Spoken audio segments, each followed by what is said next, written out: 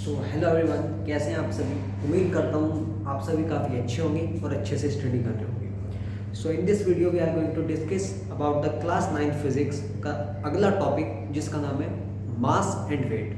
जी हाँ, मास और वेट इन दोनों ही क्वांटिटीज़ के बारे में हम लोग डिस्कस करेंगे और अच्छे से पढ़ाई करेंगे इनके बारे में। तो सबसे पहले मैं बताने वाला हूँ आपको वेट के बारे में और उसके बाद मास के बारे में। सो पहले मास बता देता हूँ, उसके बाद में मैं आपको वेट बताऊँगा, ठीक है। क्योंकि अगर आप मास को समझ लेंगे तो वेट को समझना थोड़ा सा इजी हो जाएगा, ठीक है। तो लेट्स स्टार्ट। हेडिंग लगा लीजिए मास। देखिए, मास के बारे में मैंने आपको इस वीडियो से पहले भी बताया था कभी, जब हमारा शायद चैप्टर चल रहा था force and laws of motion. तो वहाँ पे मैंने आपको मास के बारे में क्या बताया था। वहाँ पे मैंने मास के बारे में आपको ये बताया था कि मास क्या होता है, मेजर ऑफ इट्स इनर्शिया। जितना ज़्यादा मास उतना ज़्यादा इनर्शिया। तो मास किसी भी ऑब्जेक्ट के अंदर जो मास है वो क्वांटिटी ऑफ मैटर है उस ऑब्जेक्ट के अंदर। जैसे कि मैंने आपको ईंट वाला एग्जांपल भी बताया था, जैसा कि मैंने आपको स्टोन वाला एग्जांपल भी बताया था। सो जिस ऑब्जेक्ट के अंदर मैटर की जितनी ज़्यादा क्वांटिटी होगी उसका मास उतना ज़्यादा होगा। पहला पॉइंट क्या है हमारा, क्वांटिटी ऑफ मैटर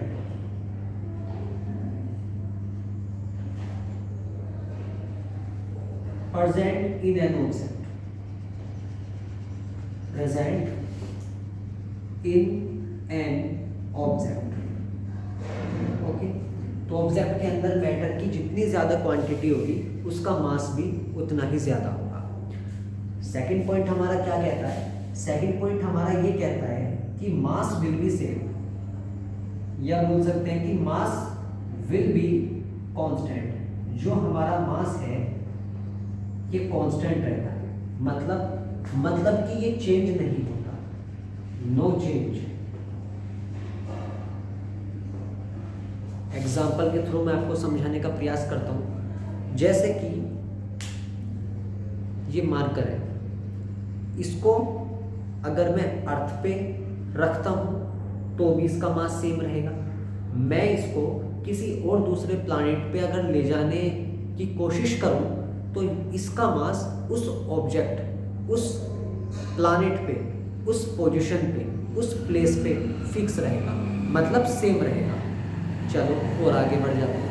अब अगर मैं इसको मार्स पे ले जाने की कोशिश करूं तो वहाँ पे मार्स का जो उसका ग्रेविटेशनल फोर्स है वो डिफरेंट है, अर्थ का ग्रेविटेशनल फोर्स डिफरेंट है, मून का ग्रेविटेशनल फोर्स डिफरेंट है। तो उसी तरीके से ये जो इसका मास है उस ग्रेविटेशनल फोर्स की वजह से इसके मास पर कोई इफेक्ट नहीं पड़ेगा, ठीक है। तो मास सेम रहेगा। चलिए अब बात कर लेते हैं वेट की। अब बात कर लेते हैं मेरे भाई वेट की। तो वेट क्या होता है, तो वेट होता है force of attraction of the earth on an object is known as its weight. किसी भी ऑब्जेक्ट पर जो अर्थ अपना फोर्स ऑफ अट्रैक्शन लगाए उसको ही हम लोग वेट बोलते हैं, ठीक है। उसी सेंटेंस को ही, उस कहानी को ही, या बोल दीजिए उस लाइन को, उस बात को हम लोग इसकी वेट के टर्म्स में क्या रिप्रेजेंट करते हैं, है ना। अब जैसे कि आपको इसमें दिख भी रहा होगा कि जी मतलब ग्रेविटी, तो यहाँ पे कहीं ना कहीं ग्रेविटी का इन्वॉल्वमेंट है ना। खैर ये तो ट्रिक है तो वेट के बारे में मैं बात करूंगा। The force of attraction, the force of attraction on an object, ठीक है, इज नाउन एज वेट, ठीक है। तो इसका फॉर्मूला लिख लीजिए, F is equal to mass into gravity. वहां पे न्यूटन्स के सेकंड लॉ में F is equal to ma था, यहाँ पे g हो गया। क्यों? क्योंकि एक्सेलरेशन ड्यू टू ग्रेविटी। क्योंकि जब मैं इस मार्कर को किसी पॉइंट से नीचे छोड़ूंगा तो जो अर्थ की ग्रेविटेशनल फोर्स है, जो अर्थ का फोर्स ऑफ अट्रैक्शन है, वो इस मार्कर को नीचे की ओर खींचने का प्रयास करेगा, जिसके कारण नीचे की ओर एक फोर्स लगेगा जिसको हम लोग बोलते हैं फोर्स ऑफ ग्रेविटी। ठीक है, तो F is equal to mg। और सुन लीजिए, शोर आ रहा है, प्लीज नेगलेक्ट। तो मैं आपको वीडियो में बनाता हूँ, सो आई होप आप अच्छे से इस पर फोकस करें। तो इस क्वांटिटी के अंदर आपका क्या होता है, both magnitude and direction, both magnitude और मैग्नीट्यूड के साथ डायरेक्शन, दोनों ही चीज़ें यहाँ पे होती हैं। ठीक है, तो अगर आप बताइए मुझे कि अगर इसके पास मैग्नीट्यूड और मैग्नीट्यूड के साथ डायरेक्शन भी है तो मैं इस क्वांटिटी को क्या बोलूँगा। अगर इस वेट के पास, इस क्वांटिटी के पास मैग्नीट्यूड और मैग्नीट्यूड के साथ ही साथ डायरेक्शन भी है तो मैं इस क्वांटिटी को क्या बोल सकता हूँ। ऑब्वियसली अगर इसके पास मैग्नीट्यूड है और मैग्नीट्यूड के साथ डायरेक्शन भी है तो मैं इस क्वांटिटी को बोल दूंगा कि भाई ये जो मेरी क्वांटिटी है ये मेरी वेक्टर क्वांटिटी है। Weight is a vector quantity. एक या दो मार्क्स में एग्जाम्स में पूछ लिया जाता है 9th में, ठीक है, 9th क्लास के एग्जाम्स में, तो वहाँ पे आप इस बात का विशेष रूप से ध्यान रखेंगे। ठीक है, तो F is equal to mg इसका फॉर्मूला हो गया। अगर हाँ यूनिट की बात करूँ, दूसरा पॉइंट अभी मेरा रह रहा है उसको मैं बाद में लिखूंगा, पहले इसका फंडा निपटा लेता हूँ। यूनिट, यूनिट क्या होती है इसकी, भाई weight is a type of force, तो फोर्स कोई सी भी हो यूनिट इसकी सेम रहेगी। 9th वालों के लिए ही फिलहाल आपको इतना याद रखना है कि यूनिट फोर्स कोई भी हो यूनिट सेम रहेगी। 11th क्लास में या 12th क्लास में अलग अलग तरीके के फोर्सेज होंगे, न्यूक्लियर फोर्सेज होंगे, है ना, और इलेक्ट्रिक फोर्सेज होंगे, मैग्नेटिक फोर्सेज होंगे, तो वहाँ पे जाके यूनिट चेंज हो जाएगी। लेकिन 9th वालों आपको इतना याद रखना है कि फोर्स की जो यूनिट होती है फिलहाल के लिए वो न्यूटन होती है। ठीक है, तो यूनिट इसकी क्या हो जाएगी, न्यूटन हो जाएगी। ठीक है, एन। ठीक है, और तो कुछ नहीं रहा। ठीक, चलिए अब इसके दूसरे और एक और चीज कि जो वेट होता है ये डायरेक्टली प्रोपोर्शनल होता है जी, स्मॉल जी, सॉरी एम के, मास के, तो मास है ना, मास। अगर कोई पूछे कि बताओ भाई मास के और वेट के बीच में क्या रिलेशन है, तो मास के और वेट के बीच में भाई साहब आप उसको ये बोल देना कि weight of an object is directly proportional to the mass of the object. मतलब किसी भी ऑब्जेक्ट के अंदर जितना ज्यादा मास होगा उस ऑब्जेक्ट का वेट भी उतना ही ज्यादा होगा। डायरेक्टली प्रोपोर्शनल टर्म आया है तो यहाँ पे एक बार फिर से मैं आपको बता दूं कि डायरेक्टली प्रोपोर्शनल का मतलब होता है किन्हीं भी दो क्वांटिटीज के बीच में डायरेक्ट रिलेशन, मतलब उन दो क्वांटिटी में से अगर एक क्वांटिटी बढ़ती है तो दूसरी क्वांटिटी भी ऑब्वियसली आपकी बढ़ेगी। अगर एक क्वांटिटी आपकी घटती है तो ऑब्वियसली जो दूसरी क्वांटिटी है वो भी आपकी घटेगी। ठीक है, तो ये है रिलेशन इन दोनों के बीच में। आई होप आपको समझ में आ गया होगा। फिर मैं थोड़ा सा आगे बढ़ने की कोशिश करता हूँ। तो अब मैं इस बात पे आ जाता हूँ कि मास विल बी कांस्टेंट। भाई भैया आपने तो बताया था कि जो मास है यहाँ पे भी सेम रहेगा, ये जो मार्कर का मास है वो यहाँ पे भी सेम रहेगा, मून पे भी सेम रहेगा, मार्स पे भी सेम रहेगा, वो चेंज नहीं होगा। बट वेट के केस में ऐसा नहीं है। वेट के केस में क्या है, वेट के केस में जो आपका वेट है, किसी भी ऑब्जेक्ट का वेट है वो चेंज हो जाता है, वो बदल जाता है, क्योंकि इसका वेट यहाँ पे कुछ और है।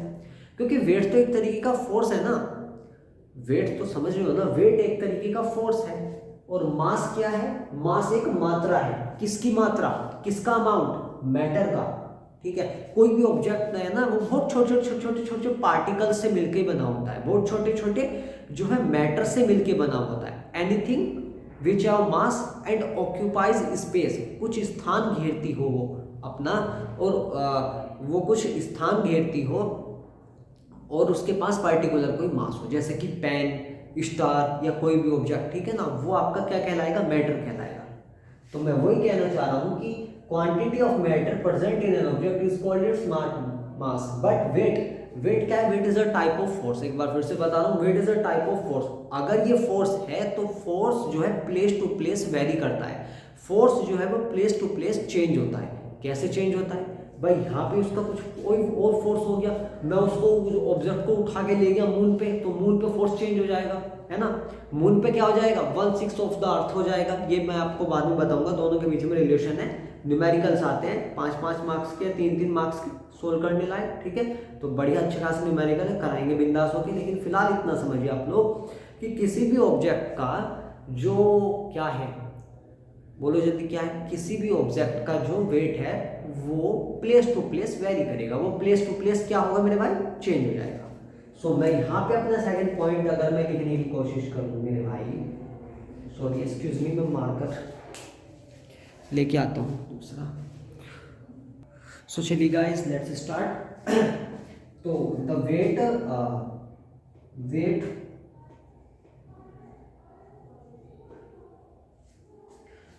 will be vary from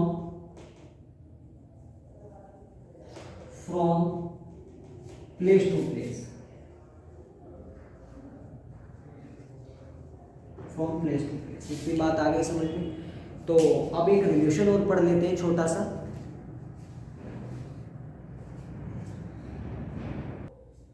so guys एक छोटा सा रिलेशन है, केवल आप इतना याद रखेंगे कि weight of the moon, weight of the object,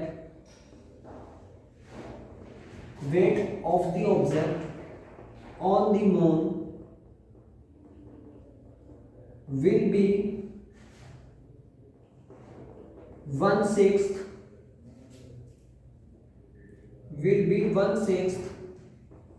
of the अर्थ। आ गया समझ में। ये पॉइंट नोट डाल के लिख लो, या इंपॉर्टेंट नोट मत डालो, ऐसे ही बता रहा हूं, ठीक है। तो जो weight of the object on the moon, किसी भी ऑब्जेक्ट का जो वेट है मून पर, कहां पे मेरे भाई, मून पे, will be 1/6 of the earth.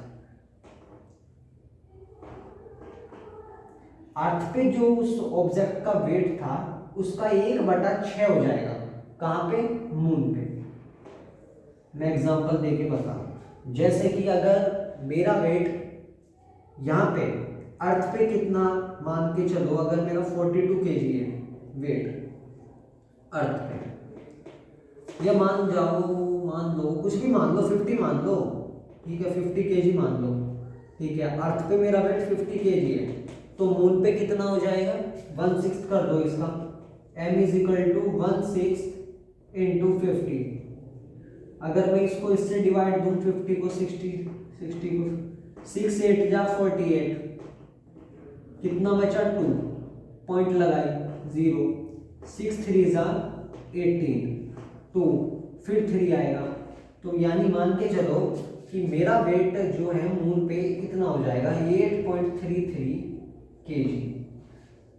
I hope आपको ये वीडियो अच्छा लगा होगा, और मैंने पूरी कोशिश की है कि आपके पास बेस्ट इंफॉर्मेशन पहुंचा सकूं इस टॉपिक से related. So thanks for watching, और ये टॉपिक हमारा हुआ समाप्त।